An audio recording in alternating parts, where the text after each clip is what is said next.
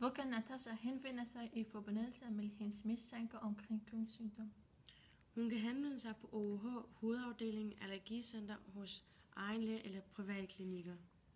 Hvad er de 5 almindelige sexsygdomme? Klamydia, kønsvorter, herpes, gonorrhea, syfilis og HIV. Hvad er symptomerne ved disse sygdomme, og hvordan behandles det? Klamydia. Symptomerne på klamydia er blærebetændelseslignende symptomer, hvilket vil sige svigen ved vandladning både hos mænd og kvinder. Det behandles med en tabletkur, og både pigen og drengen skal undersøges hos lægen. Kønsvorter. Symptomerne på kønsvorter. Man får små og store blomkålshoved-lignende ting på kønsdelene. De små kønsvorter kan behandles hos din læge med frysning, creme eller pensling. Hvis det er i hårnakken eller større tilfælde, kan du blive henvist til en specialist og kønssygdommen, der kan fjerne kønsvorten i lokalbedøvelse med operation, frysning eller laserbehandling. Herpes. Symptomerne på herpes er smerter, hævelse, rødme og kløe og svigen på penisen, skeden. Det kan behandles med salve eller piller. Når først man er smittet, kan herpes forblive virus i kroppen resten af livet. Herpes kan ikke helbredes med medicin, kan gøre udbrydende middel, hvis de er hyppige og smertefulde. Gonorrhea. Symptomerne på gonorrhea kan være svigen, når man tisser, udflåd fra skeden eller penisen, som kan være ildelugtende. Pletblødning fra skeden, eventuelle hævelser og smerter i pungen.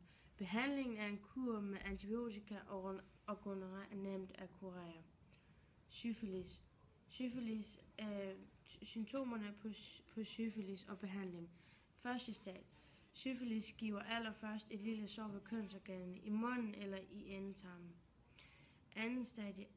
Cirka 6-8 uger efter smitten kan der komme symptomer som udslæt over hele kroppen. Tredje stadie.